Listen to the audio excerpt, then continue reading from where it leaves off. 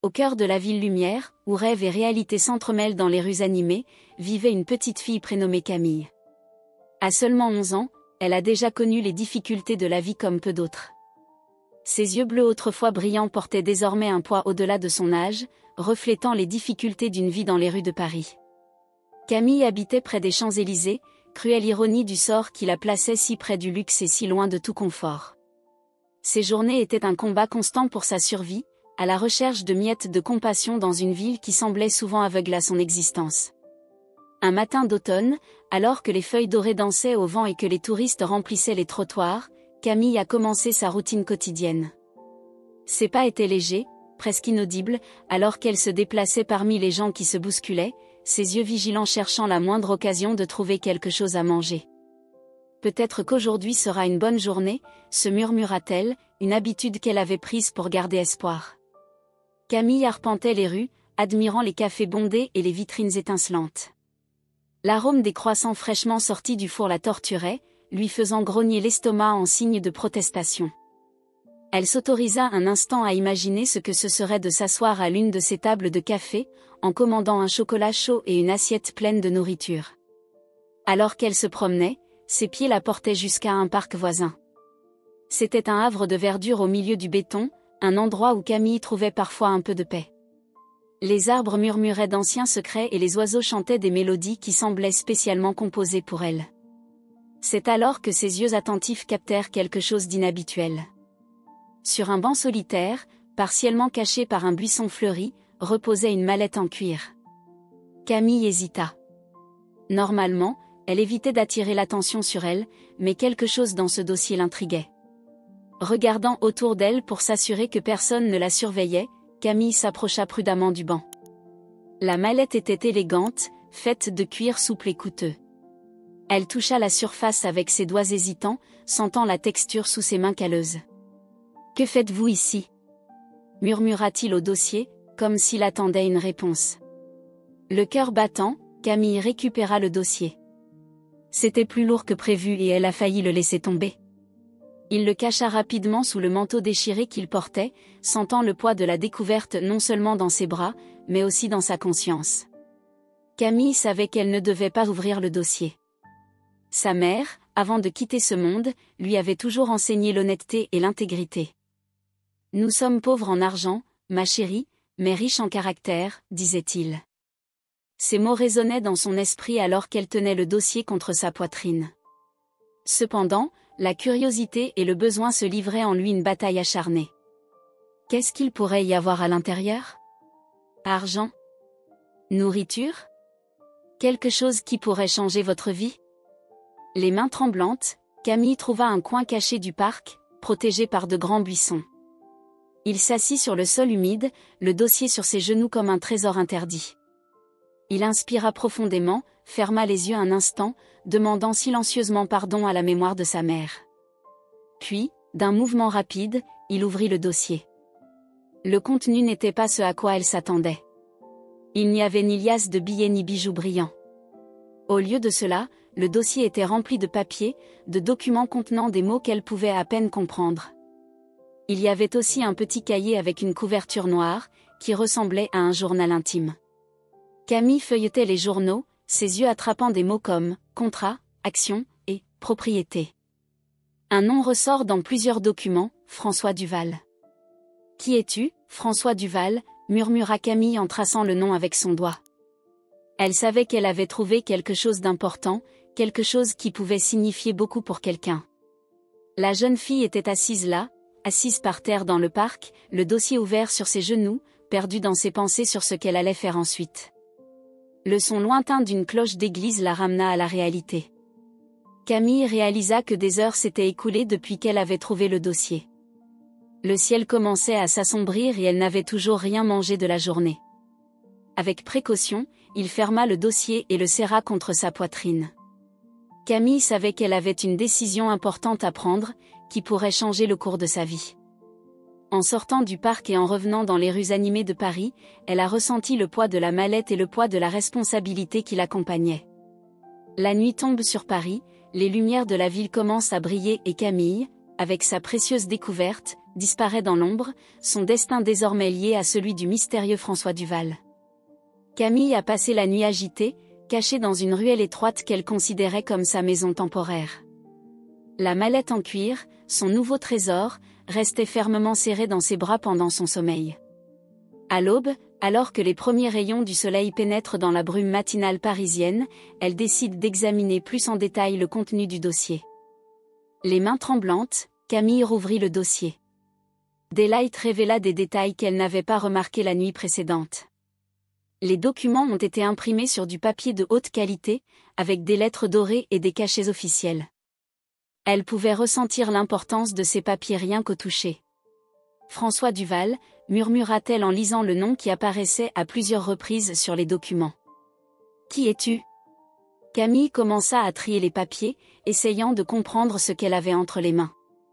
Il y avait des contrats avec des chiffres astronomiques, des certificats d'action pour des sociétés dont elle pouvait à peine prononcer les noms et des cartes détaillées des propriétés dans tout Paris et au-delà. Un document en particulier a retenu son attention. Il s'agissait d'un contrat d'achat d'un bâtiment historique au cœur de Paris. Le montant mentionné fit écarquiller les yeux de Camille d'étonnement. C'est plus d'argent que je n'en ai jamais vu dans ma vie, se dit-elle, essayant de comprendre l'ampleur de ce qu'elle voyait. Parmi les papiers, Camille trouva un petit carnet à couverture noire. Avec hésitation, elle l'ouvrit. C'était un journal intime, écrit à la main avec une élégante calligraphie. Les pages étaient remplies de notes, de chiffres et de ce qui semblait être des stratégies commerciales. Camille se mit à lire, sa curiosité surmontant toute hésitation initiale. 14 septembre, rencontre avec des investisseurs chinois. Proposition de projet Tour Eiffel acceptée. Maintenir le secret absolu. 22 septembre, négociation pour l'acquisition du Louvre en cours. Contact gouvernemental confirmait la faisabilité. La jeune fille fronça les sourcils, confuse. Elle savait que la Tour Eiffel et le Louvre étaient des symboles de Paris, des monuments qui appartenaient à la ville. Comment pourrait-on les acheter ? En poursuivant la lecture, Camille a trouvé des entrées plus intrigantes. 5 octobre, finalisation des plans du nouveau complexe résidentiel des Champs-Élysées. Démolition des bâtiments historiques prévus le mois prochain. 12 octobre, réunion secrète avec le maire. Pot de vin accepté. Approbation du projet garanti. Camille sentit un frisson lui parcourir le dos. Même avec ses connaissances limitées, elle s'est rendue compte qu'elle était confrontée à des informations extrêmement sensibles et potentiellement illégales. Mon Dieu, murmura-t-elle en fermant le journal avec des mains tremblantes. C'est dangereux. À ce moment-là, Camille a compris que ce qu'elle avait entre les mains était bien plus que de simples documents commerciaux. C'était un ensemble de secrets qui pourraient ébranler les fondements des affaires et de la politique à Paris. La jeune fille regarda autour d'elle, soudain paranoïaque. Est-ce que quelqu'un la surveillait ? François Duval savait-il qu'elle avait retrouvé sa mallette ? Le cœur battant, Camille rangea soigneusement tous les documents dans son dossier.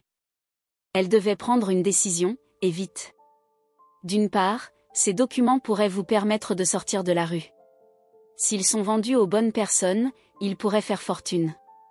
Camille s'imaginait acheter une maison, avoir de la nourriture sur la table tous les jours, peut-être même aller à l'école. En revanche, la voix de sa mère résonnait dans son esprit, l'honnêteté avant tout, ma chérie.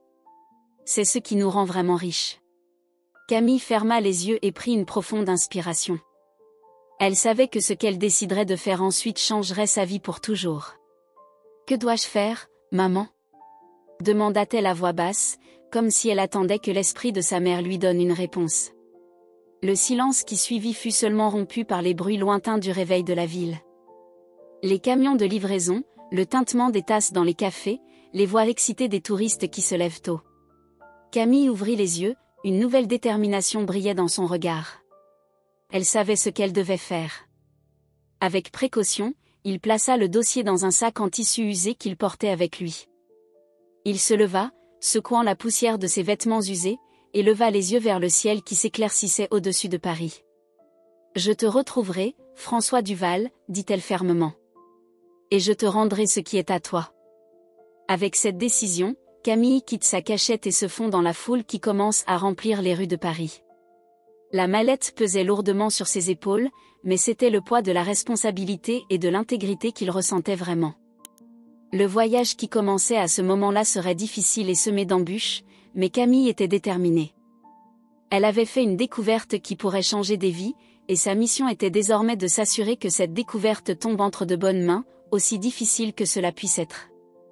Le soleil était déjà haut dans le ciel parisien lorsque Camille s'est finalement arrêtée pour se reposer sur un banc de parc. La mallette en cuir, désormais cachée dans son vieux sac en tissu, pesait plus que jamais.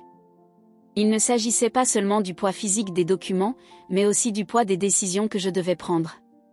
Camille regarda autour d'elle. Les rues étaient pleines de gens pressés, de touristes souriants et de vendeurs ambulants. La vie battait dans la ville, inconsciente du dilemme qui consumait la petite fille des rues. « Que ferais-tu, maman ?» marmonna Camille pour elle-même, fermant les yeux et essayant de visualiser le visage de sa défunte mère. Le souvenir de sa mère était comme un phare dans son esprit, la guidant à travers les eaux turbulentes de sa vie dans la rue. Elle se souvenait d'une conversation qu'ils avaient eue il y a longtemps, alors qu'ils vivaient encore ensemble dans un petit appartement de la banlieue parisienne. « Camille, ma chérie, » avait dit sa mère en lui tenant ses petites mains, « dans ce monde, nous aurons souvent à choisir entre ce qui est facile et ce qui est juste. Rappelez-vous toujours que la vraie richesse n'est pas dans ce qui possède, mais dans qui nous sommes. » Ces mots résonnaient désormais dans son esprit, rivalisant avec la voix du besoin qui hurlait dans son estomac vide. Camille ouvrit le sac et en sortit un des documents. C'était un chèque en blanc, signé par François Duval. Ses yeux s'écarquillèrent lorsqu'il vit les zéros imprimés dans le coin. Avec ce chèque, elle pourrait acheter des mois de nourriture, peut-être même louer une chambre chauffée et sûre. Ce serait si simple, murmura-t-elle, ses doigts traçant les contours de l'élégante signature. L'espace d'un instant, Camille s'autorisa à rêver. Elle s'imaginait acheter de nouveaux vêtements, s'asseoir dans un restaurant et commander un repas chaud, dormir dans un lit moelleux sans craindre d'être réveillée et expulsée au milieu de la nuit. Mais ensuite, comme un seau d'eau froide, la voix de sa mère est revenue, « L'honnêteté est notre plus grande richesse, Camille. Il n'y a pas de prix à payer pour la tranquillité d'esprit. » Camille soupira profondément en remettant le chèque dans sa mallette. Elle savait qu'elle ne pouvait pas utiliser cet argent, aussi tentant soit-il. Ce n'était pas le sien, et l'utiliser serait trahir tout ce que sa mère lui avait appris. Mais si je vendais l'information, pensa-t-elle, une nouvelle idée lui venant à l'esprit. Je n'utiliserai pas l'argent directement. Camille secoua la tête, repoussant cette pensée. Vendre les secrets de quelqu'un d'autre n'était pas mieux que voler. D'ailleurs, qui sait quel genre de problème cela pourrait causer ? Les entrées du journal parlaient d'affaires importantes, de changements dans la ville. Et si vos actions causaient du tort à des personnes innocentes ? Non, se dit-elle fermement. Je ne peux pas faire ça. La décision a été prise, mais cela n'a pas facilité les choses. Camille regardait ses mains sales et ses vêtements déchirés. La faim était toujours une compagne constante et l'hiver approchait à grands pas. Restituer les documents signifiait renoncer à une opportunité de changer de vie. Les larmes commencèrent à lui monter aux yeux. Pourquoi est-ce si difficile de faire la bonne chose ? Elle sanglotait doucement. Un homme âgé qui passait devant la banque la regardait avec inquiétude. « Est-ce que tout va bien, petite ?» demanda-t-il doucement. Camille essuya rapidement ses larmes et hocha la tête, se forçant à sourire. « Oui, monsieur. Merci. » Lorsque l'homme s'éloigna, Camille inspira profondément, rassemblant tout son courage. Elle savait ce qu'elle devait faire. Il retrouverait François Duval et lui rendrait la mallette, même si c'était difficile. « Tu serais fière de moi, maman ?» dit-elle en levant les yeux vers le ciel. « Je vais faire ce qu'il faut. » Avec une détermination renouvelée, Camille se lève du banc. Elle ne savait pas comment retrouver François Duval, mais elle était déterminée à essayer. Peut-être, pensa-t-elle, qu'en faisant ce qu'il faut, quelque chose de bien pourrait arriver. Camille se mit à marcher, ses pas plus légers malgré le poids de la décision qu'elle portait. Les rues de Paris s'étendaient devant lui, pleines de défis mais aussi de possibilités. Tout en marchant, elle commença à planifier. Dans un premier temps, j'essaierai de retrouver l'adresse de François dans les documents. Si cela ne fonctionnait pas, il pourrait peut-être se renseigner dans certains des bâtiments mentionnés dans les contrats.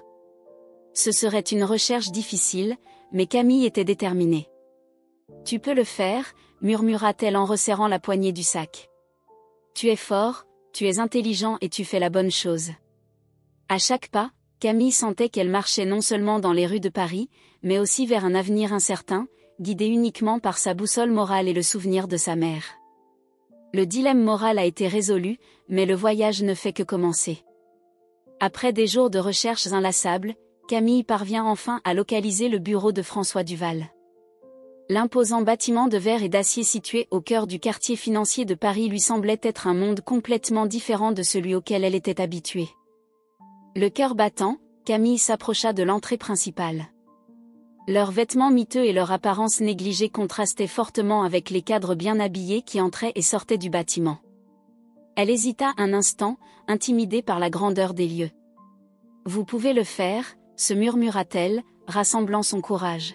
« Tu peux le faire. » Camille entra dans le hall, se sentant immédiatement déplacée. Le sol en marbre brillait, reflétant les élégants plafonniers.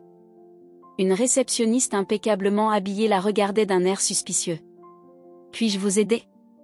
demanda la réceptionniste, son ton indiquant clairement qu'elle doutait que Camille ait une raison légitime d'être là. Déglutissant difficilement, Camille s'approcha du comptoir. « Je dois parler à monsieur François Duval, dit-elle, la voix légèrement tremblante. La réceptionniste haussa un sourcil. « Avez-vous une réunion prévue ? » Non, mais c'est très important. S'il te plaît, dis-lui qu'il s'agit d'un dossier qu'il a perdu. La mention du dossier parut capter l'attention de la réceptionniste. Après un moment d'hésitation, elle décrocha le téléphone. Camille attendait anxieusement, ses doigts resserrant nerveusement la poignée du sac où elle gardait le précieux dossier. Quelques minutes plus tard, à la grande surprise de Camille, elle est escortée par un agent de sécurité jusqu'à un ascenseur privé. Son cœur battait si fort qu'elle était sûre que l'agent de sécurité pouvait l'entendre. L'ascenseur les conduisit au dernier étage de l'immeuble. Les portes s'ouvrirent pour révéler un couloir luxueux, décoré d'œuvres d'art coûteuses et de meubles élégants. Camille fut conduite devant une grande porte en bois sculpté. L'agent de sécurité frappa, après un bref « Entrez » de l'intérieur, ouvrit la porte. Camille entra timidement dans le bureau le plus impressionnant qu'elle ait jamais vu. François Duval était assis derrière un immense bureau en acajou. C'était un homme d'une 50aine d'années, avec des cheveux gris et un costume qui coûtait probablement plus cher que ce que Camille avait jamais vu de sa vie. Ses yeux perçants l'examinaient avec un mélange de curiosité et de scepticisme. « Alors, dit-il d'une voix grave et autoritaire, tu dis que tu as trouvé ma mallette ?» Camille hocha la tête, incapable de parler un instant. Lentement, elle ouvrit son sac et en sortit la mallette en cuir. Les yeux de François s'écarquillèrent légèrement lorsqu'il la reconnut. « Je l'ai trouvée sur un banc de parc », réussit finalement à dire Camille. « Proche des Champs-Élysées. » François se leva et fit le tour de la table en prenant le dossier des mains tremblantes de Camille. Il l'ouvrit, vérifiant rapidement le contenu.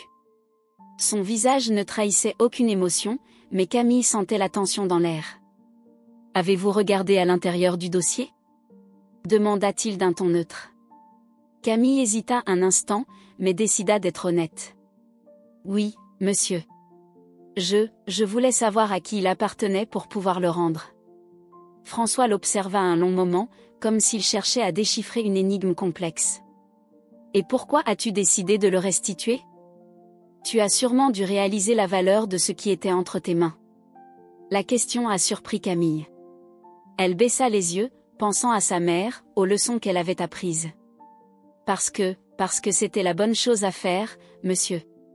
Ma mère m'a toujours appris à être honnête quoi qu'il arrive. » Un silence s'ensuivit, rompu seulement par le doux bruit de la climatisation. Lorsque Camille releva enfin les yeux, elle vit quelque chose à laquelle elle ne s'attendait pas dans les yeux de François, un éclair de « admiration ». « Comment t'appelles-tu, petite ?» demanda-t-il, sa voix sensiblement plus douce. « Camille, monsieur. » François hocha lentement la tête. « Eh bien, Camille, tu m'as surpris aujourd'hui. Peu de gens auraient fait ce que tu as fait. » Il retourna à sa chaise, s'asseyant lourdement. « Dites-moi, comment puis-je vous récompenser pour votre honnêteté ? Camille cligna des yeux de surprise. Elle ne s'attendait pas à une récompense. En fait, il avait à peine pensé à rendre la mallette. Je n'ai besoin de rien, monsieur. Je suis juste content d'avoir fait la bonne chose. François l'étudia à nouveau, les yeux légèrement plissés. Vous vivez dans la rue, n'est-ce pas? Camille hocha la tête, une rougeur embarrassée colorant ses joues. Et pourtant, tu as choisi de redonner quelque chose qui aurait pu changer ta vie, murmura François, plus pour lui-même que pour elle. Il semblait aux prises avec une pensée intérieure. Finalement, il se pencha en avant. Camille, j'insiste pour te rembourser. Ce que tu m'as rendu vaut bien plus que ce que tu peux imaginer. S'il te plaît, demande quelque chose. N'importe quoi. Le cœur de Camille s'accéléra. Rien? Elle pouvait demander une maison, de la nourriture, de nouveaux vêtements. Mais alors, une image est apparue dans son esprit. Le visage pâle de son jeune frère, Jean, allongé sur un lit d'hôpital. Les larmes aux yeux, Camille regardait directement François. « Monsieur, si vous voulez vraiment m'aider, il y a quelque chose que je voudrais vous demander. » François Duval se penchait en avant dans son fauteuil en cuir, les yeux fixés sur Camille. La jeune fille paraissait si petite et fragile dans son vaste bureau, mais il y avait dans son regard une force qui l'intriguait. « Dis-moi, Camille, dit-il doucement, que voudrais-tu commander ?» Camille inspira profondément, rassemblant tout son courage.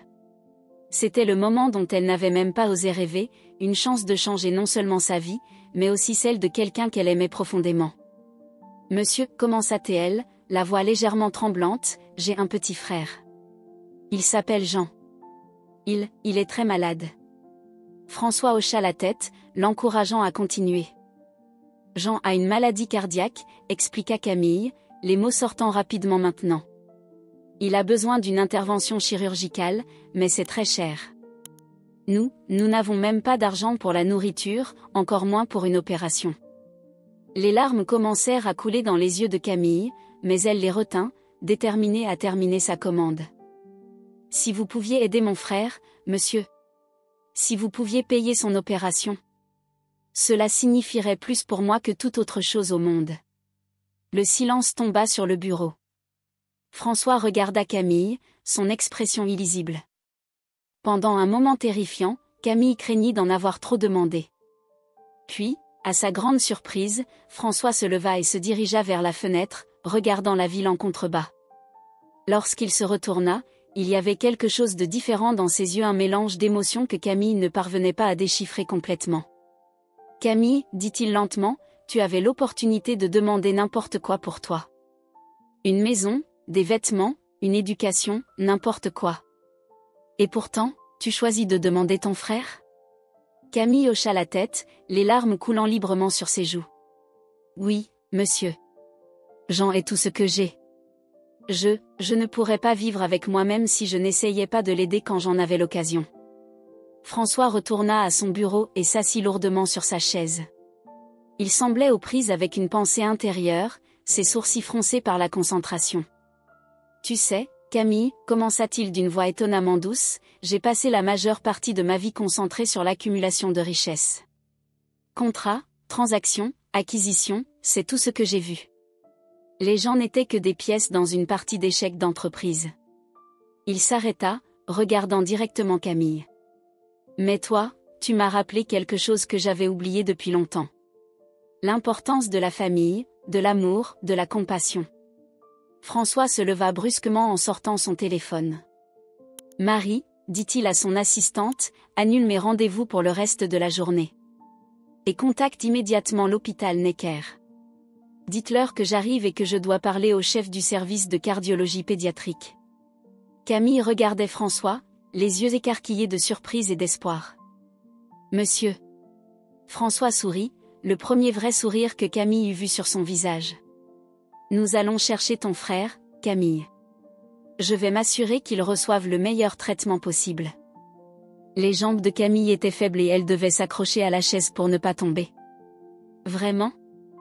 Est-ce que tu vas tuer des gens ? » « Oui, ma petite, » répondit François, la voix brisée par l'émotion.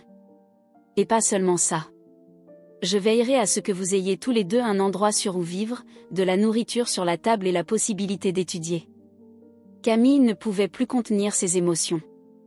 Elle s'est mise à sangloter, des années de peur et d'inquiétude trouvant enfin un exutoire.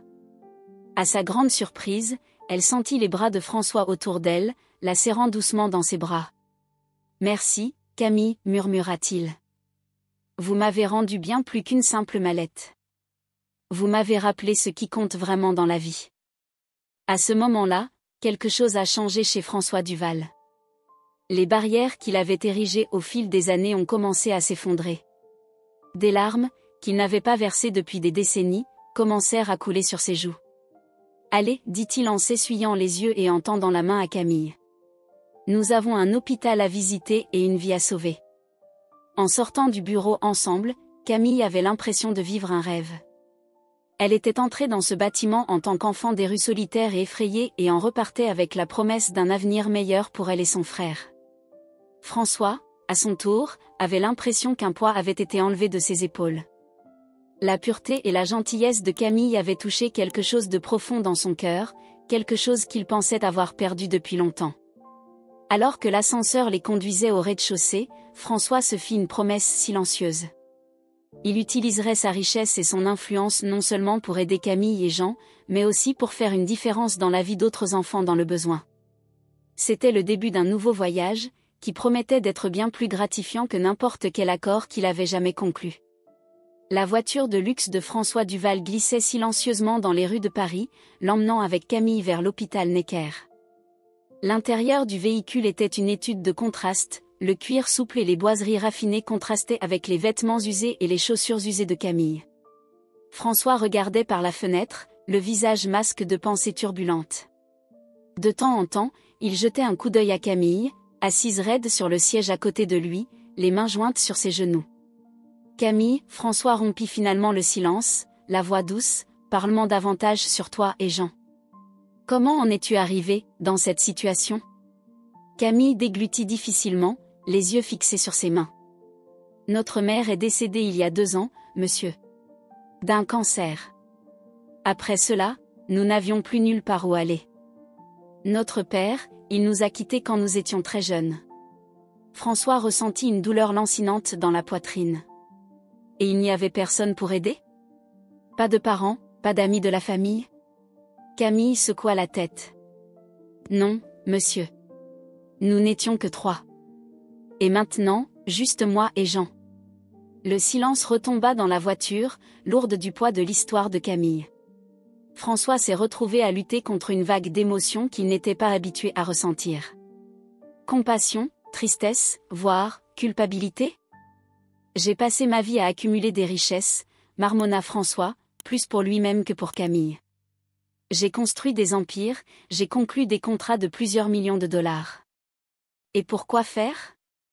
Pour m'asseoir seul dans une pièce pleine de papier ? » Camille le regardait, les yeux écarquillés et curieux. Continua François, sa voix devenant de plus en plus étouffée à chaque mot. « Tu sais, Camille, j'ai eu une famille autrefois. Une femme, une fille.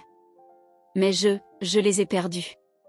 Pas à cause de la mort ou de la maladie, mais à cause de ma propre cupidité et de mon obsession du travail. » Les larmes commencèrent à couler dans les yeux de François, à son grand étonnement.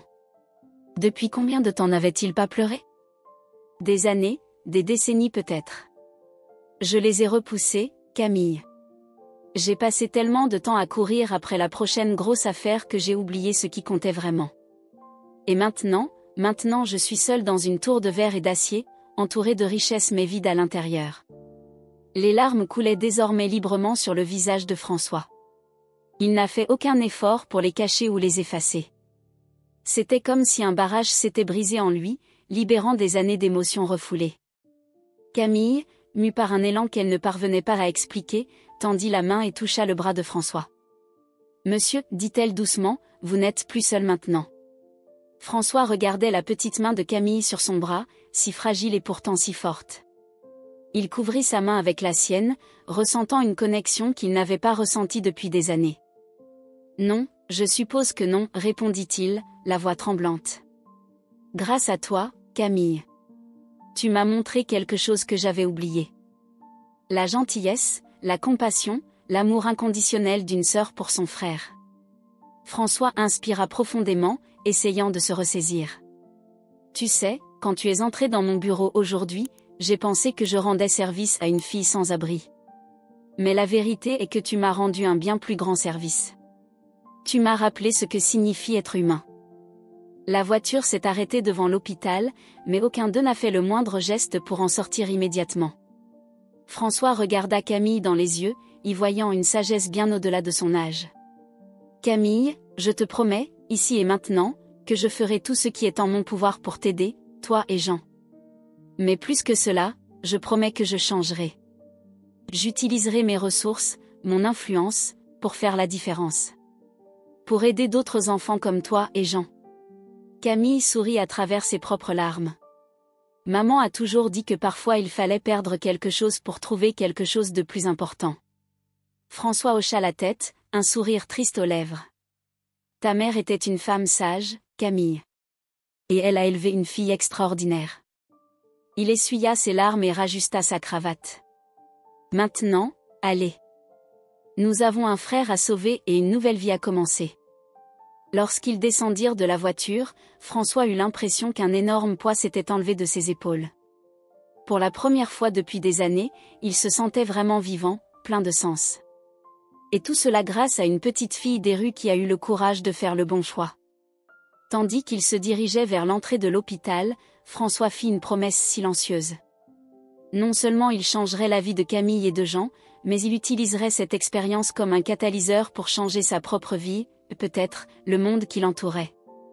Les mois qui ont suivi la visite à l'hôpital ont été des montagnes russes d'émotions et de changements pour Camille, Jean et François. L'opération de Jean a été un succès, grâce aux meilleurs médecins que François pouvait embaucher avec son argent. Camille a regardé, les larmes aux yeux, son frère retrouver les couleurs et l'énergie qui lui manquaient depuis si longtemps. François, fidèle à sa parole, a non seulement payé les soins de Jean, mais a également fourni au frère un appartement confortable dans le 16e arrondissement de Paris. L'endroit était modeste selon les standards de François, mais pour Camille et Jean, c'était un palais. Camille, regarde. On a un frigo plein de nourriture. S'est exclamé Jean le jour de leur emménagement, les yeux brillants d'excitation. Camille sourit, croyant encore à peine au changement dans leur vie. Oui, petit frère. Et des lits moelleux pour dormir et des vêtements propres à porter. Mais la générosité de François ne s'arrête pas là. Il a insisté pour que les deux enfants reçoivent la meilleure éducation possible. Camille et Jean sont inscrits dans une prestigieuse école privée, où ils excellent rapidement, avides de connaissances après des années de privation. François leur rendait visite régulièrement, dînait souvent avec eux et écoutait leur journée à l'école. C'est au cours de ces visites que la véritable transformation de François est devenue évidente. Tu sais, Camille, dit-il un soir, alors qu'il regardait les enfants faire leurs devoirs, avant, je pensais que réussir signifiait avoir le plus grand gratte-ciel ou conclure l'affaire la plus rentable. Mais maintenant je vois que c'est vrai. Le succès est ici, dans cette pièce, vous regardant grandir et apprendre. Camille le regarda avec un sourire chaleureux. Vous avez changé nos vies, monsieur François. François secoua la tête, les yeux brillants d'excitation. Non, ma chérie. Tu as changé le mien. La transformation de François Duval n'est pas passée inaperçue dans le monde des affaires parisien. Le magnate de l'immobilier autrefois impitoyable a commencé à réorienter ses ressources et son influence vers des causes sociales. Il a créé une fondation pour aider les enfants sans abri, inspirée par l'histoire de Camille et Jean. Les journaux qui le présentaient autrefois comme un requin du business l'appelaient désormais le philanthrope de Paris. Mais pour François, les éloges de la presse ne comptent pas à côté des sourires de Camille et de Jean. Un jour, environ un an après leur première rencontre, François arrive à l'appartement des frères avec une expression sérieuse. Camille, Jean, commença-t-il en s'asseyant avec eux à la table de la cuisine, j'ai quelque chose d'important à discuter avec toi. Les enfants échangèrent des regards inquiets, mais François les rassura rapidement avec un sourire. Ce n'est pas mal du tout, promis. En fait, c'est une chose à laquelle je réfléchis depuis un moment. Il fit une pause, prenant une profonde inspiration. J'aimerais vous adopter tous les deux. Officiellement. Légalement. Si vous le souhaitez, bien sûr. Le silence qui suivit fut brisé par le bruit de Jean laissant tomber son crayon. Camille regardait François, les yeux écarquillés de surprise. « Adoptez-nous », elle a chuchoté. François hocha la tête, la voix douce. « Tu m'as donné quelque chose que je pensais avoir perdu pour toujours, une famille. Je comprendrais si tu ne le voulais pas, mais... » Il fut interrompu lorsque Jean se jeta dans ses bras, le serrant fort dans ses bras. « Oui. Oui, nous le faisons. » Camille, les larmes coulant sur ses joues, se joignit à l'étreinte. « Oui, monsieur François. Nous serions ravis d'être votre famille. » François les enveloppa tous les deux dans ses bras, le visage mouillé de larmes. « Alors c'est décidé. Désormais, vous êtes Camille et Jean Duval. » Dans les mois qui suivent, la nouvelle de l'adoption fait grand bruit dans la société parisienne. Beaucoup ne comprenaient pas pourquoi un homme aussi riche et puissant adoptait 2 enfants des rues. Mais pour ceux qui connaissaient l'histoire La Mallette perdue, l'honnêteté de Camille, la transformation de François, tout cela avait un sens. La vie de Camille avait bouclé la boucle. De l'extrême pauvreté à la richesse, de la solitude à une famille aimante. Mais pour elle, sa plus grande richesse ne résidait pas dans ses comptes bancaires ni dans le nom prestigieux qu'elle portait désormais. C'est dans l'amour qu'elle a trouvé, dans la deuxième chance qu'elle a reçue et dans l'opportunité de faire une différence dans la vie d'autres enfants comme elle et celle de Jean. François, à son tour, découvre que sa véritable fortune ne réside pas dans ses gratte-ciel ou ses contrats à plusieurs millions de dollars, mais dans les sourires de ses enfants adoptifs et la paix qu'il a enfin trouvée. Ainsi, par un coup du sort que personne n'aurait pu prédire, Une Mallette perdue a non seulement changé la vie d'une fille de la rue et de son frère malade, mais a également transformé le cœur de l'un des hommes les plus puissants de Paris, prouvant que parfois, les trésors les plus précieux sont ceux qui ne peuvent être mesurés en euros.